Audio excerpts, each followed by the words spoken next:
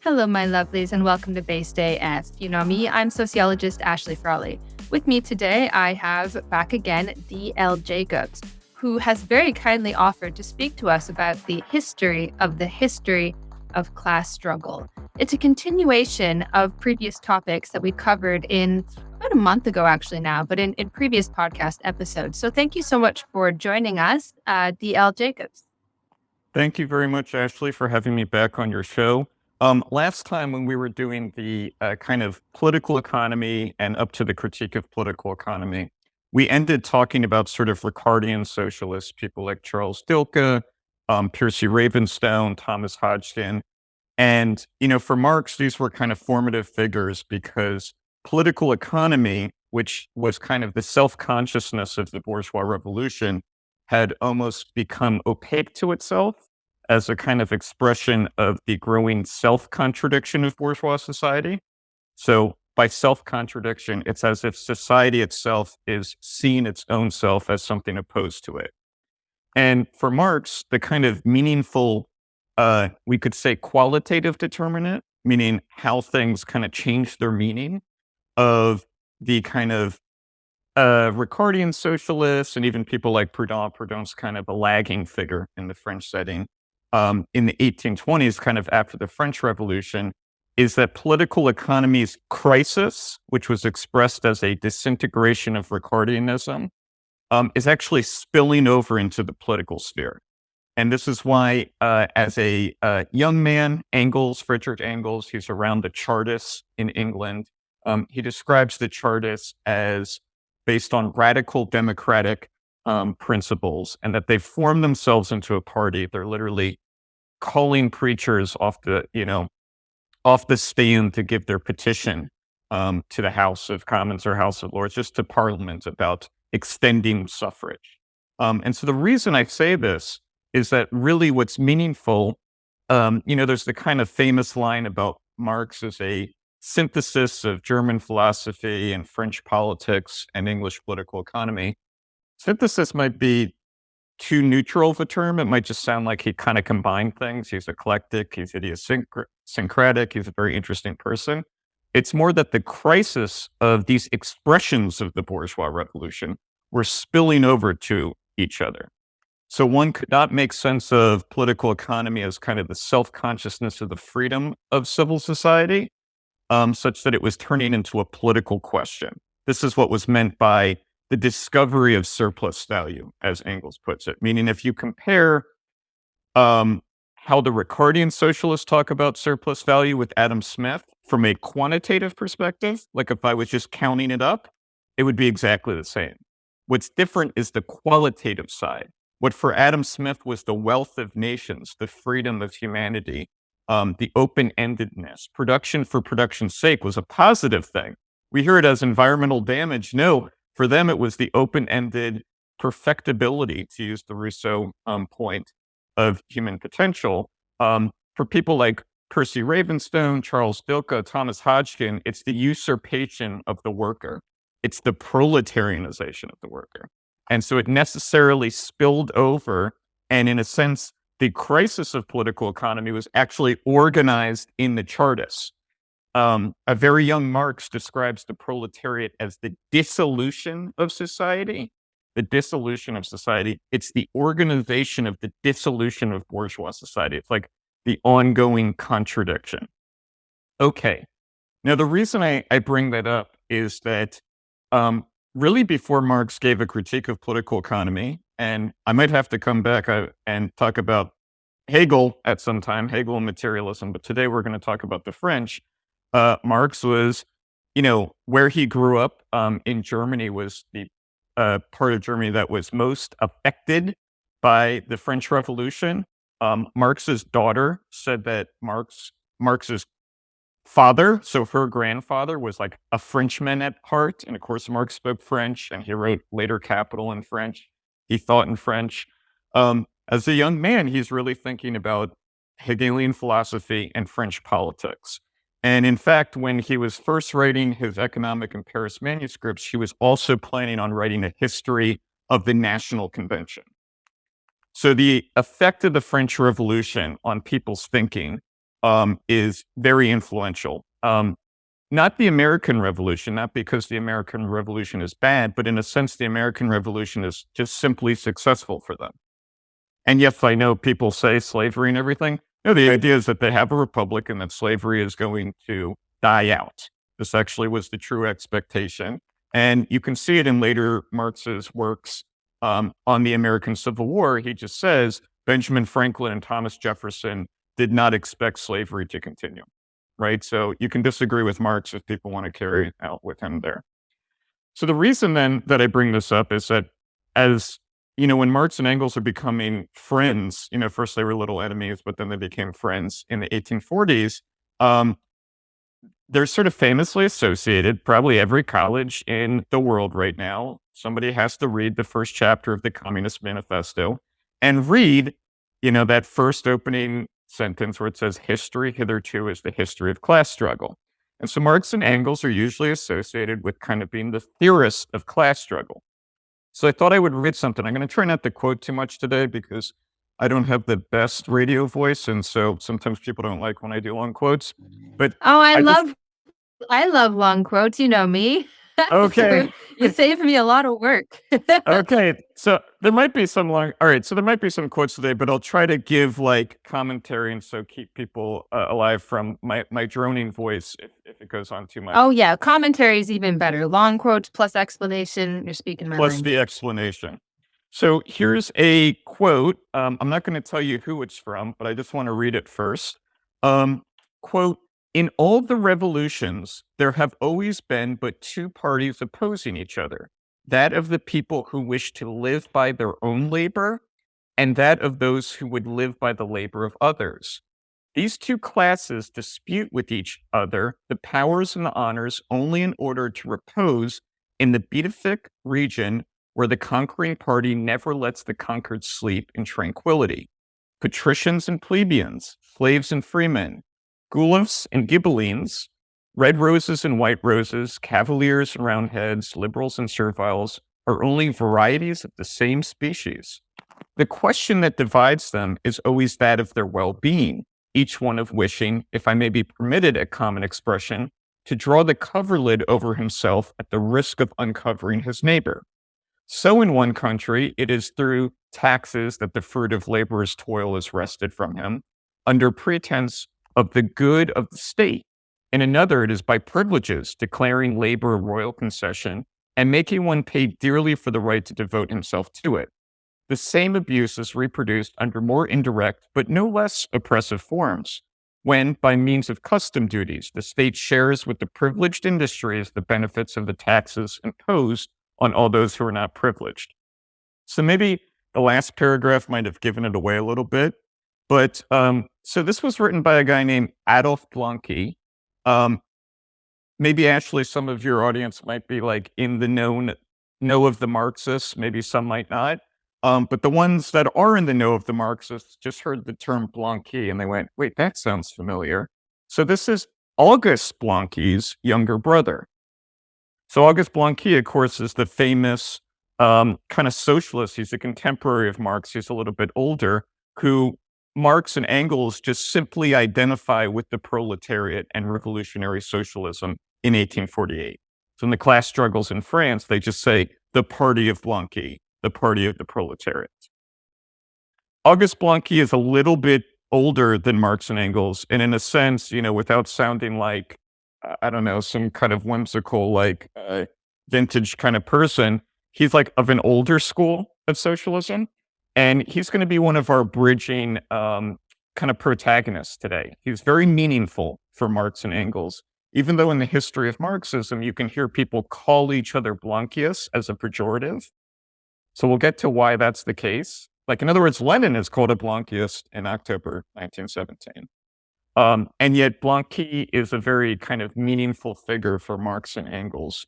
But as a young man, him and his brother, he had obviously a larger family as well. Their father was in the National Convention.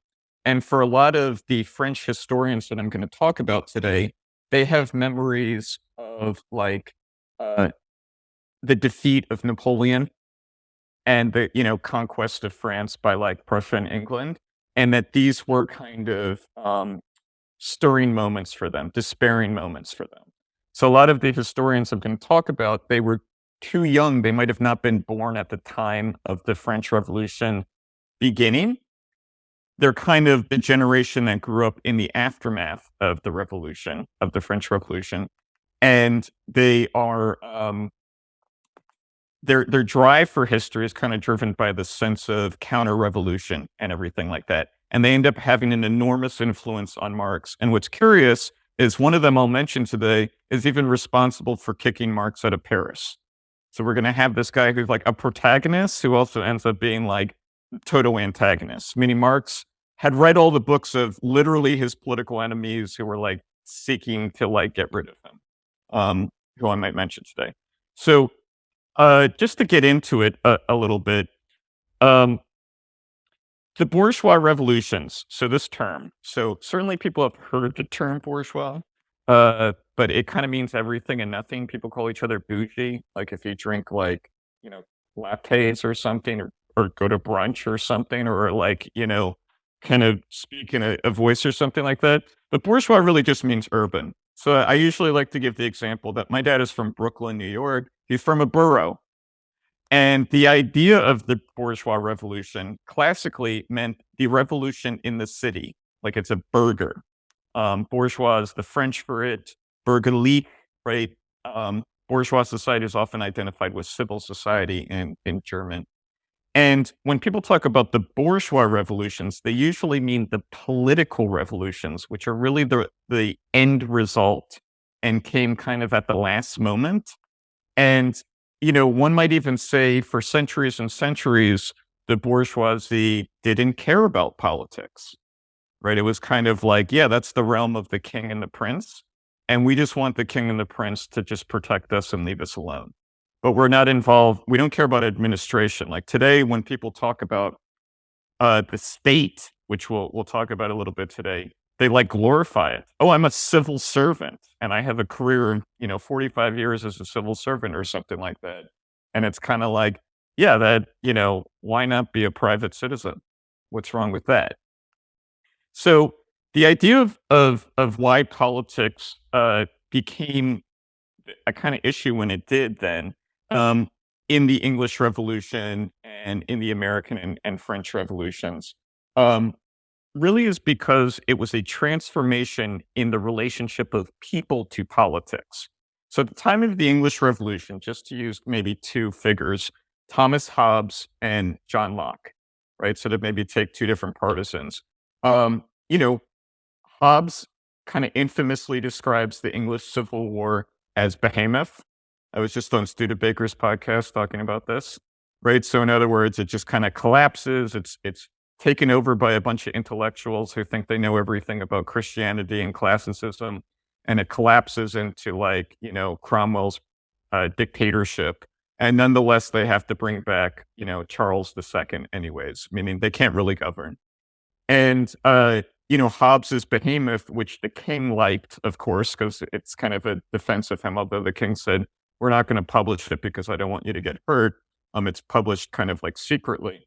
Um, uh, in De Civ, so in another one of his writings, he says the big error of political theorists is they think that man is zoon politikon by nature, right? This is the kind of famous Aristotle term. He's like, no, really by nature, man is wicked. That it's a kind of war against all.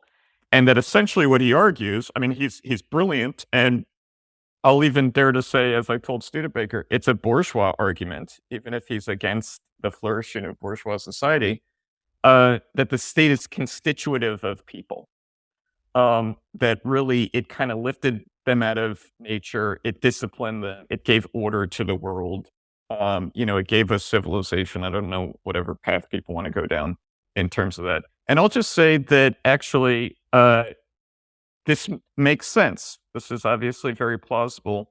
And in fact, there's a lot of human history where maybe it does look like the state is responsible for civilization to some degree. Meaning I was just thinking of this letter that Engels writes to Marx it's a late letter. It's probably right before Marx dies, where Engels basically, they're talking about the anthropology that they had been reading on the Tacitus Germans and the American Indians. And they're like, look, at a very early stage in humanity, there's kind of no mode of production, really. Right? Mode of production is really a kind of bourgeois category, right? That we think of history as one in which we've developed our productive powers and everything like that. Really, at the beginning, it's one of like blood ties and personal bondage and even personal like relationships. So I don't know, the German barbarians that you were very connected to the most badass warrior. You're like, yeah, he's badass. I'm like with them. I forget what movie was I watching the other day? It was the one with like one of the it's like the one about the Vikings or something. It's one of these A24 movies, and you're kind of like, yeah, I could trust some badass Viking. Like if I was in the woods by myself and we just had a hunt and everything. Like, yeah, I would want to be with the badass Vikings who could fight everything like that. So perhaps a lot of human civilization was just based on conquest and some people working and some people not working. And there wasn't really a mode of production because it was kind of very direct. I mean, there was, but in a kind of trivial manner. And it really was about just kind of maintaining people who could fight and govern and protect the kind of territory.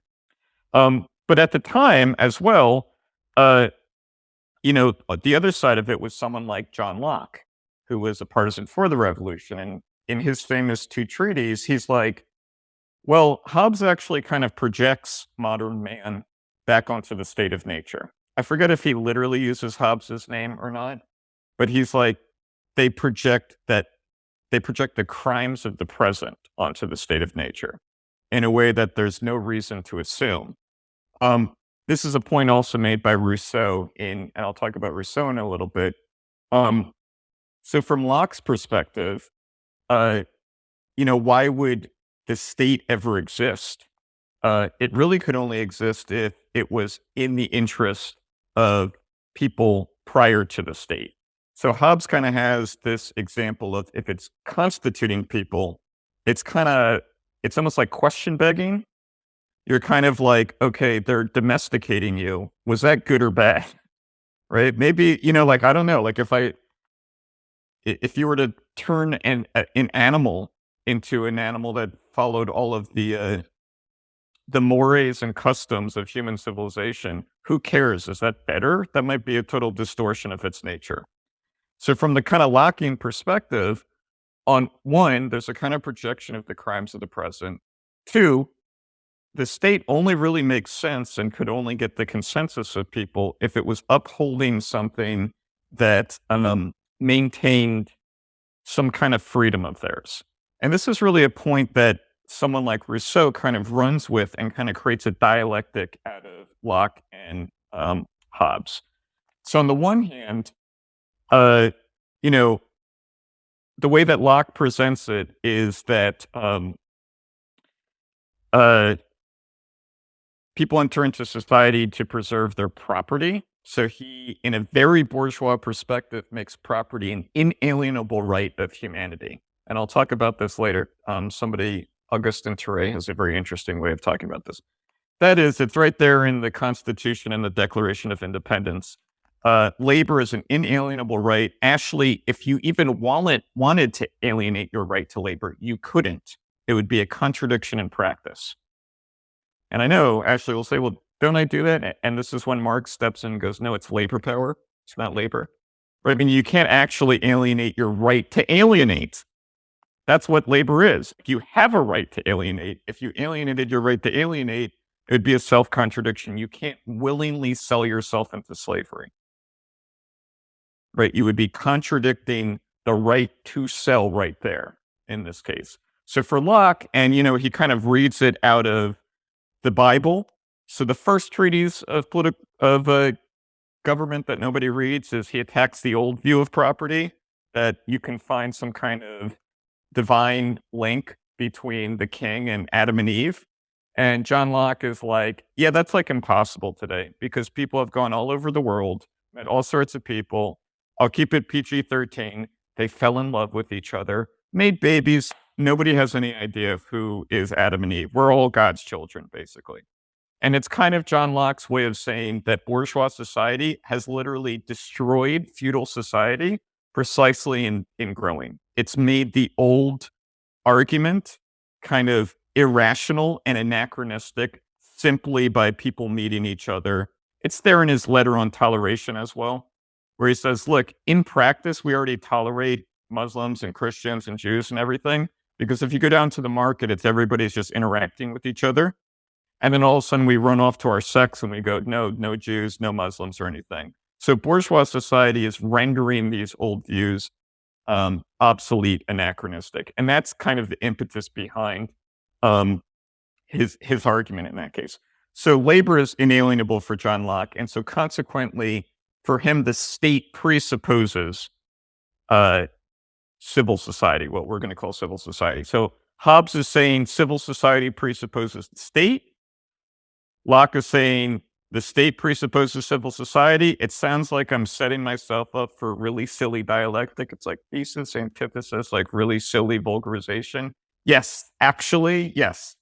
So Rousseau is like, yes. I was about to say, there's nothing wrong with a little bit of vulgar Hegelianism. There's It nothing. becomes, if you're good at it, it becomes just how you think in this sort of It vulgar becomes way. this, yeah. So Rousseau runs with this because even though Rousseau has more like calumnies for Hobbes, like in other words, he kind of praises Locke, he's actually giving a dialectical critique of both. He just doesn't use Locke's name when he's giving the critique of Locke. But with Hobbes, he says a similar thing that obviously Hobbes is projecting the kind of crimes of people in the present onto the past. But with Locke, he's kind of like, okay, it's the opening to the second discourse where he's like, oh, the worst crime in humanity was the first person to like lay down their stake in the land and say, this is mine. That was actually like the crime against, nature or something like that. And I can't believe people ever accepted this.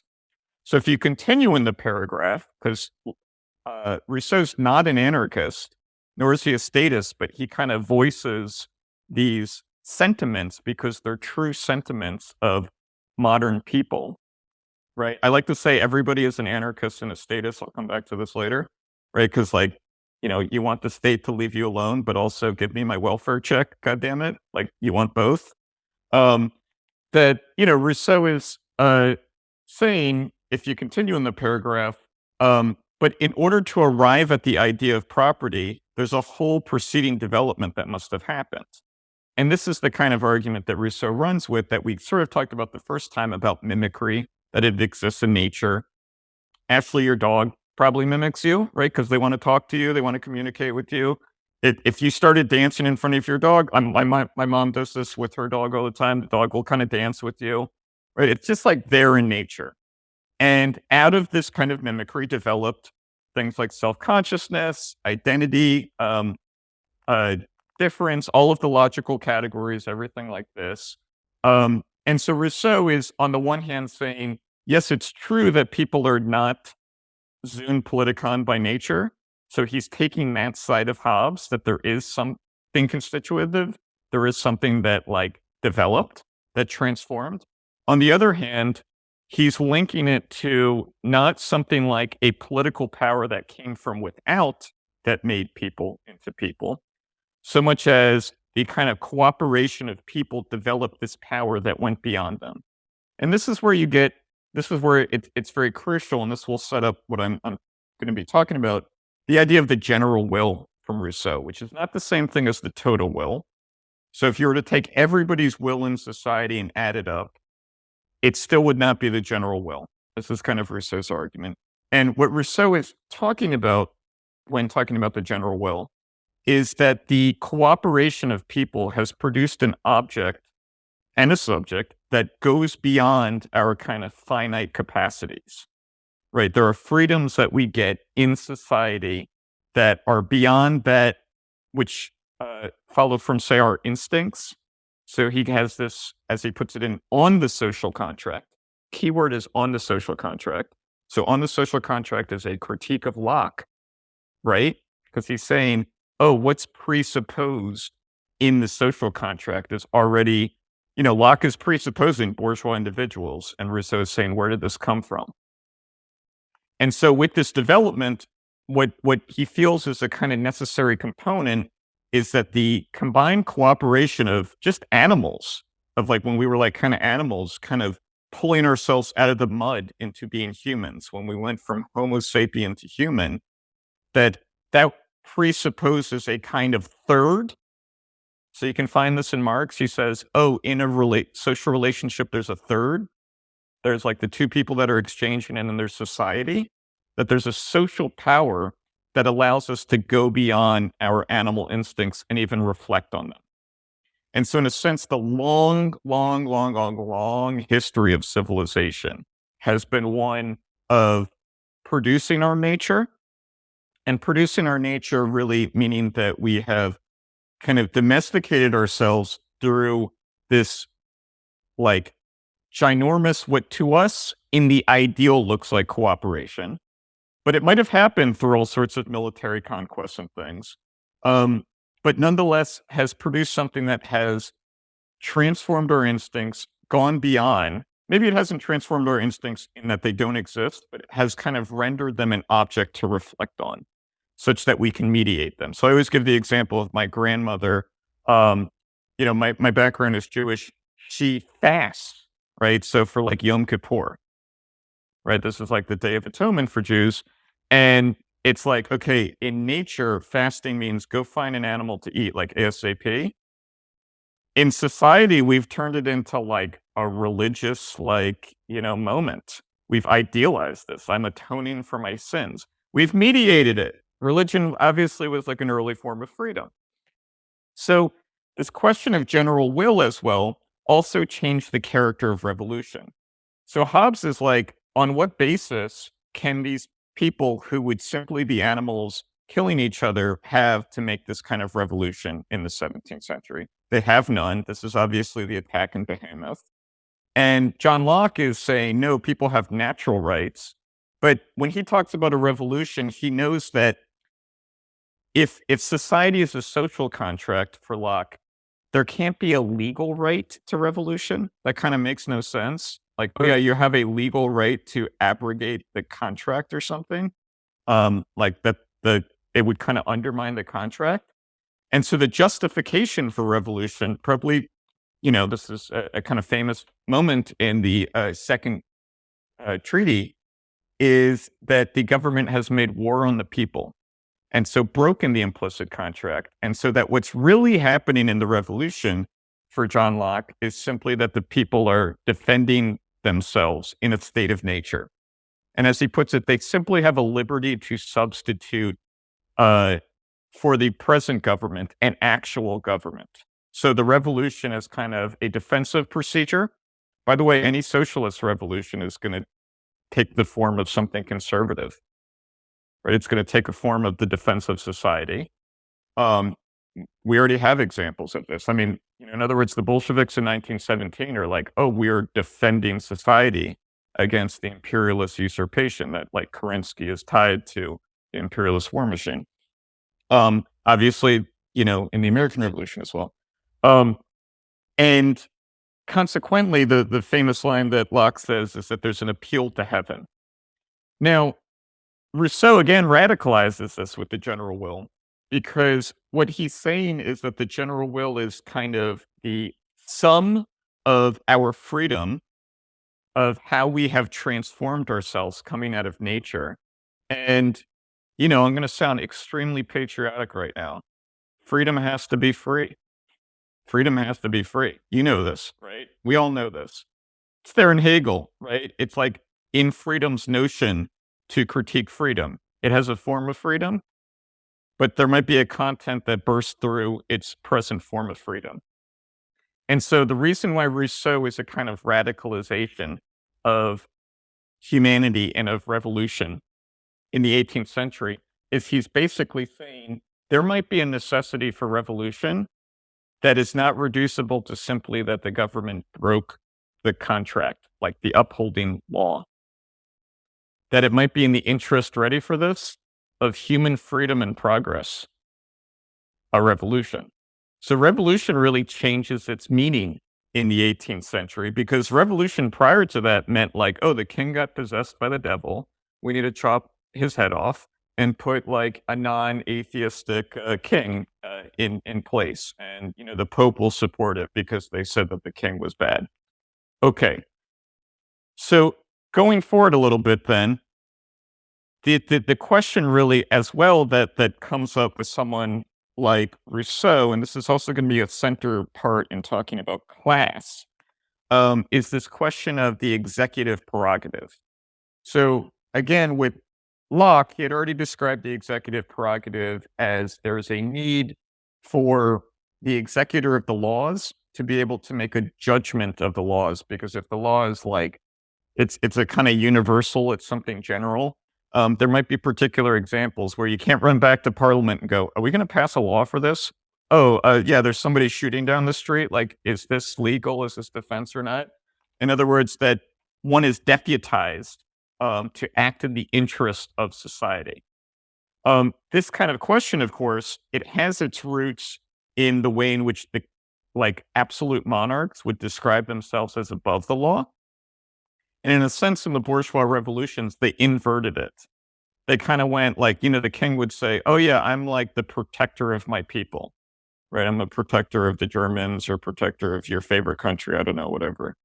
And the bourgeoisie very trickily kind of went, indeed, yes, you are the protector of the people.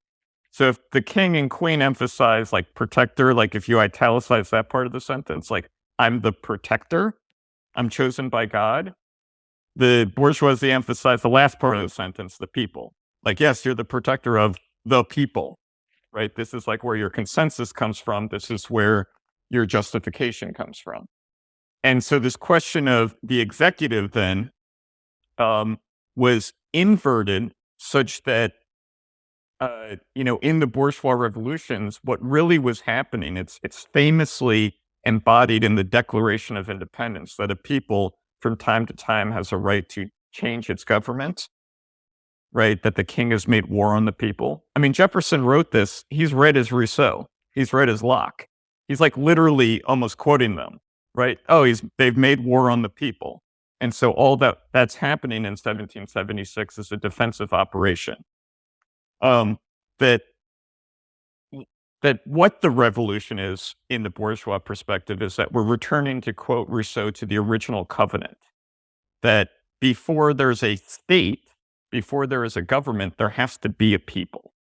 Now, let me say one more thing before I start talking about the socialists, just for a second. So in ancient society, in antiquity, I'm going to link this to what I was just mentioning about the executive prerogative.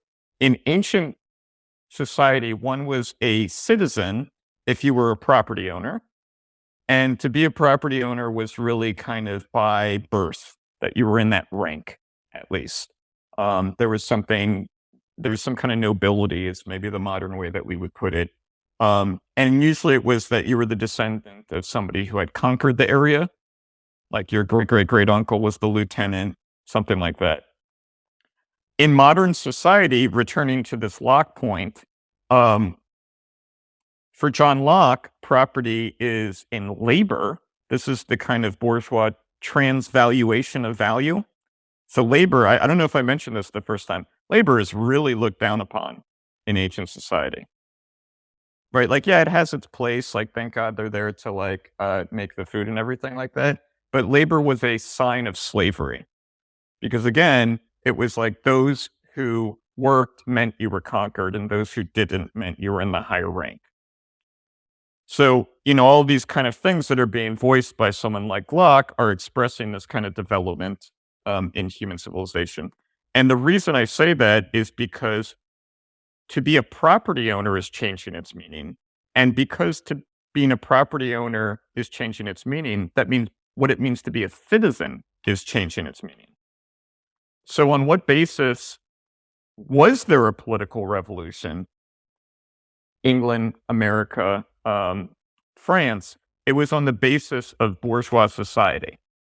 And so consequently, if it was hundreds of years prior, before bourgeois society really had come into its own, it would have maybe just looked like a random usurpation. And maybe would have just looked like random mob rule or something like that, or the people have gone willy-nilly or something. And so in a sense, I was telling Studebaker about this when we were talking about Behemoth. Yeah, without history, it just looks like Hobbes is saying this revolution was like a bunch of maniacs who were like totally hyped up on this random stuff they read about Rome and Greece, and a bunch of Presbyterians who like think they know everything about Christianity better than the papists, and they've just like tricked the masses, the multitude, into throwing them into power, and that there's no real legitimacy. I think it's what Hobbes says in the fourth part of Behemoth. He's like, on what basis do they have this? Okay, so the modern bourgeois claim to politics really comes from the fact that there is bourgeois right, the right in labor. Or to quote my friend Rosa Luxemburg, the burghers of the cities made a revolution against the lords of the countryside by literally developing a new property of labor against land. She says this in 1898 in response to Bernstein in Hanover. So coming back to this then, really what's happening in the bourgeois revolutions is a change in the relationship of politics to people, or the way that Marx likes to put it when he's very young, when he's writing this critique of Hegel, is the separation of the civil state and the political state, the civil and the political sphere. He likes to quote that in the French Constitution, there's the rights of man versus the rights of the citizen. Right? So in a lot of traditional society, your rights were being a member of the political community. There's a truth, obviously, to Aristotle saying, man is zoon politikon, because in a sense, if you didn't belong to the political community, what the hell were you? You kind of weren't a person either. And yet this distinction between the civil and political sphere, it didn't fall out of the sky. It was a long, long, long, long, long, long development. And so when I was saying at the beginning that the mode of production is really a bourgeois concept, it's because giving a history of the mode of production becomes a kind of necessary component to actually justifying their political claim. To say, oh, the king, yes, in order for you to have any legitimacy, you have to be representing civil society. You have to be executing the laws of the kingdom. And by the way, the laws of the kingdom also change their meaning. So when I talk about Augustin Thierry a little bit, the king is kind of unknowingly sort of transforming what these kind of things mean. So, to continue forward then, in this case, when we then talk about something like, here, I'll bring up a controversial essay recently that was in Compact, that was written by the track coach, Chris Cutrone, right? About Greenland, right? You remember? So I bring this up because kind of infamously, he says the Jefferson line about the empire of liberty. Okay. So the goal of the American Revolution, 1776, was really a defensive posture. It was a fallback position, meaning the goal was not really to have a nation.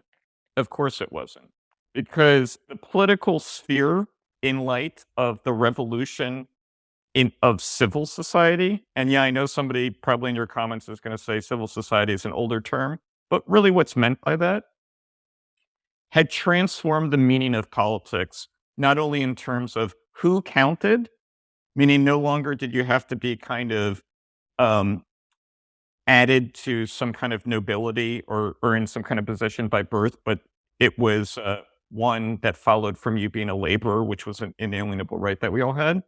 But not only that, but politics was no longer really the realm of like freedom. So, in like ancient Rome and ancient Greece, freedom was really in deciding, are we going to go to war with them? And partaking in the politics and partaking in the polis and counting as a citizen. That was, uh, the realm of where you went beyond kind of simply responding to your instincts of having to shelter yourself, um, and having to, feed yourself. It was like the realm of wisdom. In modern bourgeois society, and it's not just like an opinion of people, it actually has to do with politics is mediated in a different way. Bless you.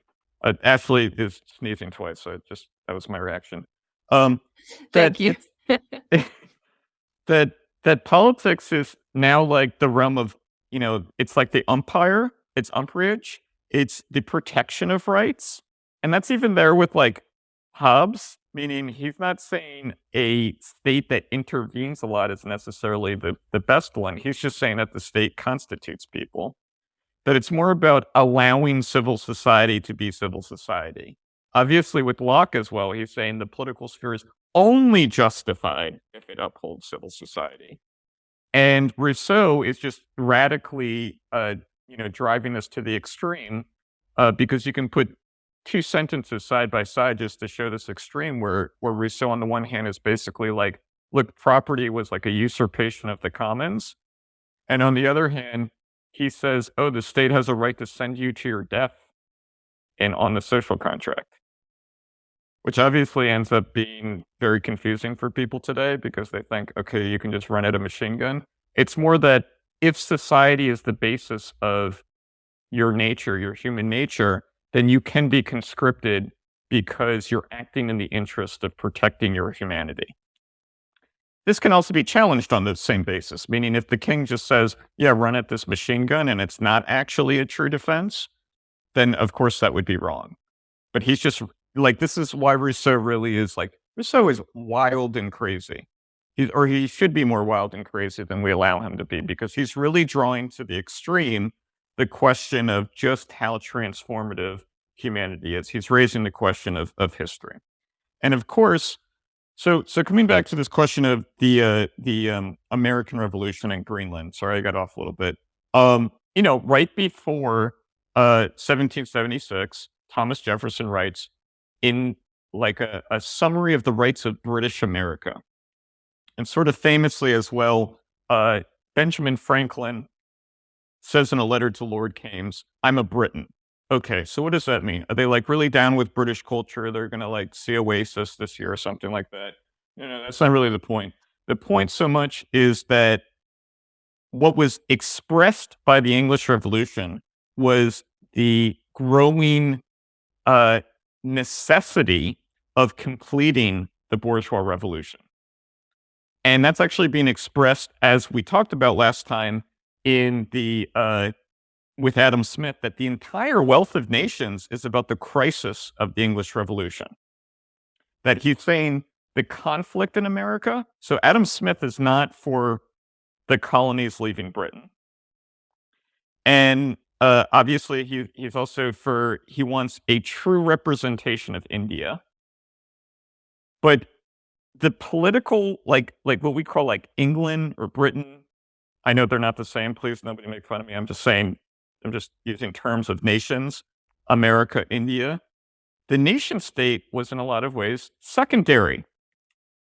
It had been demonstrated to be subordinate to civil society.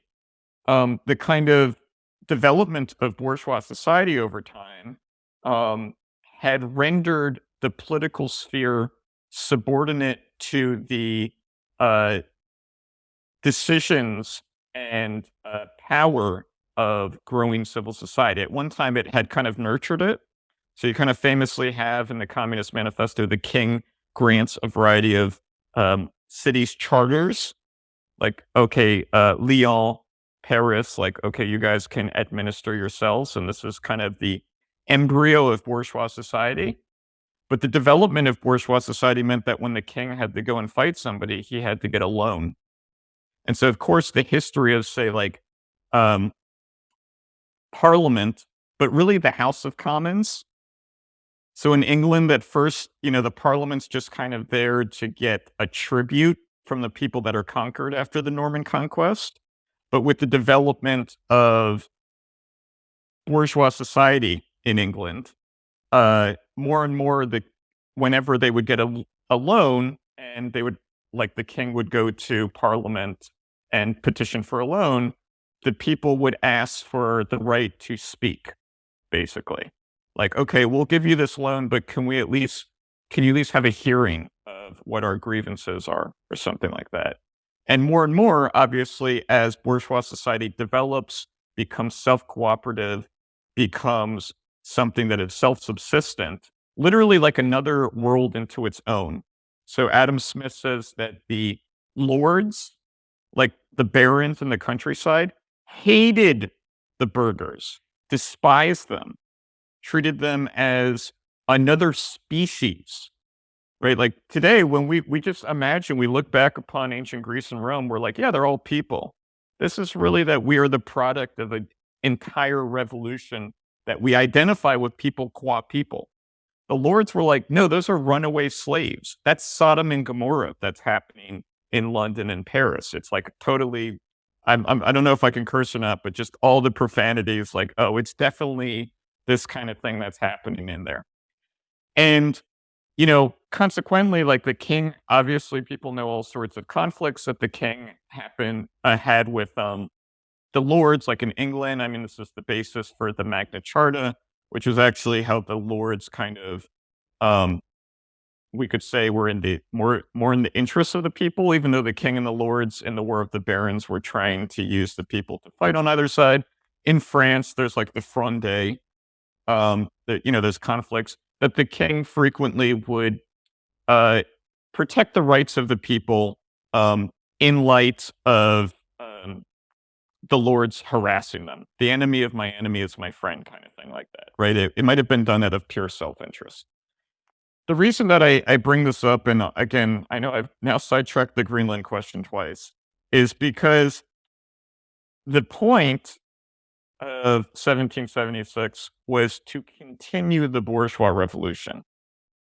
That it really wasn't about having 183 nations, however many nations we have today, but it was about that what was happening in America that happened kind of unknowingly over centuries. This is why Adam Smith says the discovery of America is one of the great moments in human history. Everybody knew that there had been indigenous there and that, Eric the Red, like the Vikings, had been there. But it wasn't the discovery of America because it wasn't the discovery of bourgeois society.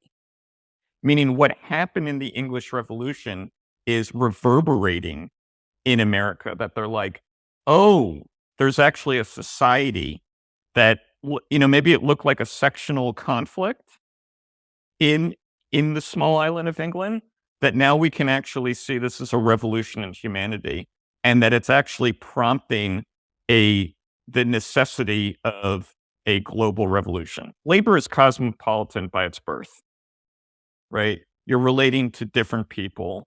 It's, Christianity, we're all children in the eyes of God. It's like labor is just like secularized Christianity, right? We're relating to each other as equals, comparing each other. We all have the same rights. We respect each other's autonomy, everything like that. So the reason 1776 is a fallback position, it really has to do with the way in which the king is no longer upholding the bourgeois rights, the civil society of the colonists in America.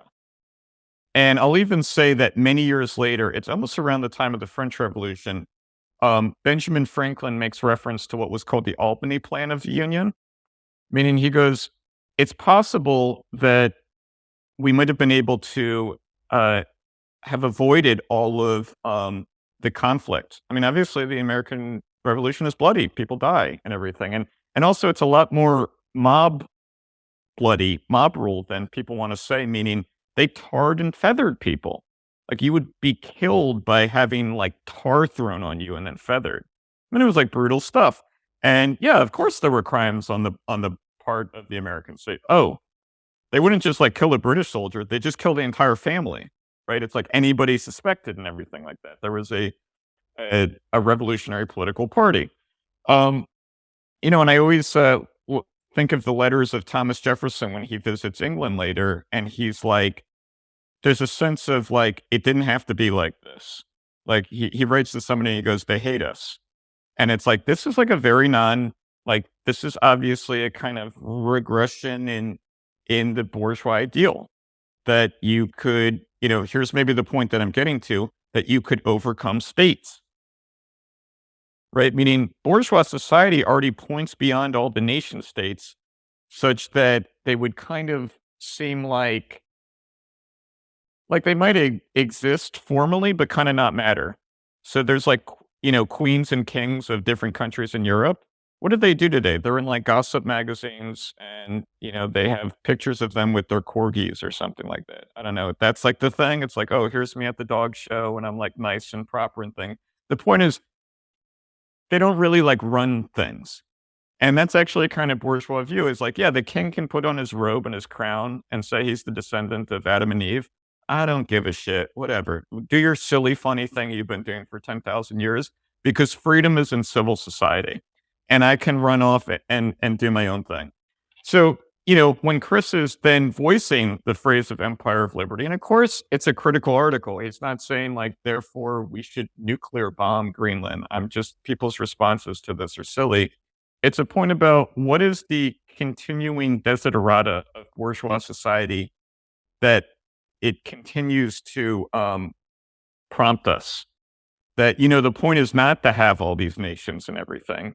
And even the right of sovereignty, like the right of self-determination, returning to the Locke point, that doesn't fall out of the sky. That follows from labor. That follows from labor, everybody, right? Meaning self-determination is actually subordinate to the right of labor. It's subordinate to bourgeois society, right? It's not, I don't know, like people today say, oh, they've lived there for so long. I'm like, yeah, we don't have blood and soil anymore. You know this? Right? Like, in other words, bourgeois society rendered blood and soil anachronistic. This is why I brought up John Locke saying, yeah, who is a descendant of Adam and Eve? Try to find it if you can. You can't. So states today are really political consequences that follow from, not states literally today in the capitalist sense, but in the bourgeois sense, they really only follow from the consensus of people, which doesn't have to be a immediate psychological consensus. It's more one in terms of your social being. So I'll make another point about this democracy because we're about to start talking about that. On what right does somebody have that they have to listen to 51% of a country? Right? In other words, just because it's 51 people voting on one side and 49 voting on the other, that doesn't make something right. Like, okay, that's just majority vote or something. The idea behind why we actually accept majority vote is because we all have an interest in the political institutions and in their preservation.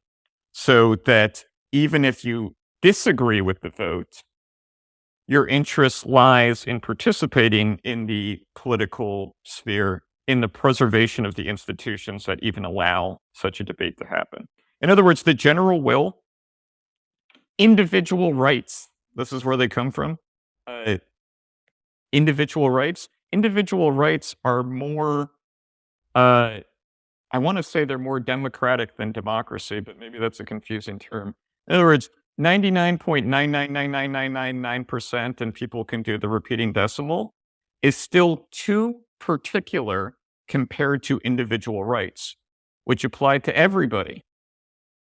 And not only do they apply to everybody, but they follow from a sum that is greater than the parts of all the wills that they actually allow for in the first place. Right? So like things like the freedom of speech and property are actually more mass. They apply to a greater amount of people than even the greatest super democratic majority in the world. Right? This is what's being recognized by the bourgeois revolution. So continuing forward a little bit, now I'll start to talk about maybe like the French Revolution.